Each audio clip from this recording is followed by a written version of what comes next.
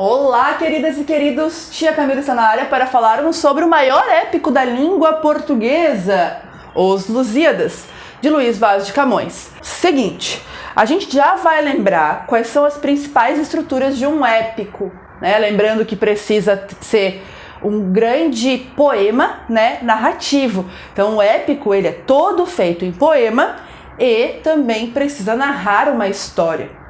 E é claro, é preciso que tenha um herói, é preciso que tenha um povo, é preciso ter uma guerra, é preciso a intervenção dos deuses. E aí sim a gente tem a completude do que é um épico, né? A história precisa narrar as coisas desse jeito. Os Lusíadas, a gente pode avaliar ele pensando que, primeiramente, ele tem 10 cantos, quer dizer, seriam 10 capítulos do livro.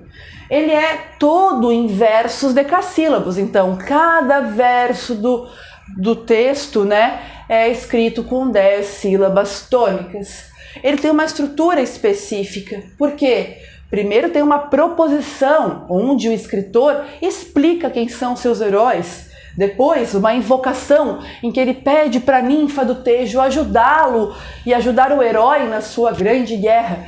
E aí a gente vai pensar que aqui começa a aparecer os deuses para intervir na luta que vai acontecer. Uma dedicatória que vai ao rei Dom Sebastião, porque a gente está falando do povo lusitano, do povo português. Uma narração que vai ter várias histórias e, por fim, um epílogo. Então essa é a primeira parte que a gente tem que pensar sobre como funcionam os Lusíadas. Como eu tinha dito antes, né, o épico precisa ser uma narrativa trabalhada dentro de um grande poema. E ele vai precisar ter alguns elementos para ser um épico. Primeiro elemento, um herói. Alguém que vai fazer uma grande batalha para levar para frente a grande nação.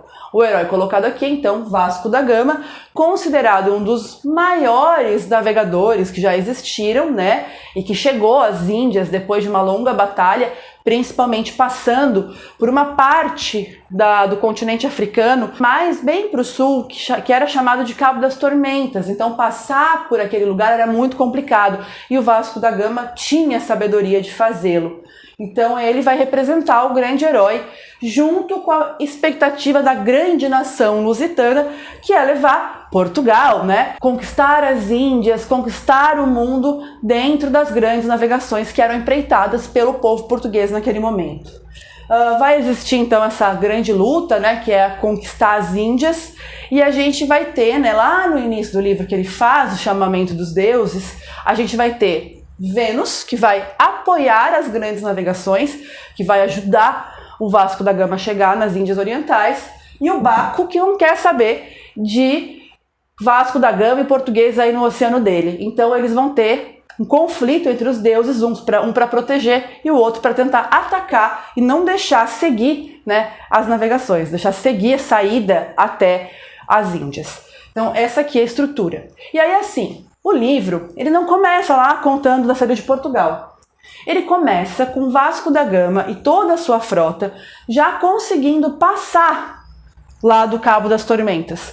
Vai começar em Melinde, né, onde ele vai estar contando para o rei de Melinde as grandes façanhas de sua embarcação e do povo português. A maioria das histórias que se passam ali são histórias para exaltar o povo português. Entretanto, vai aparecer aqui uma história que é bem interessante, que é o capítulo que a gente chama de Velho do Restelo, que é um homem sentado num porto português criticando as grandes navegações, porque ele diz que o povo português já se perdeu muito, muitas pessoas já morreram e que não deveria acontecer tudo isso. Então, dentre os grandes elogios aos reis, a força dos portugueses por atravessar o cabo, as grandes batalhas contra povos que queriam atacá-los, isso tudo sendo uma exaltação, né? Tem aí essa questão de um momento de crítica às navegações também. Quero chamar também a atenção de vocês a uma história que sempre aparece, principalmente em provas de vestibulares, que é a história da Rainha Morta, que é a história da Inês de Castro, que era a mulher que o príncipe amava, e aí ela acaba caindo nas mãos do exército da coroa, que não quer que ela fique com o príncipe, porque ela é uma camponesa pobre e o príncipe amava ela demais.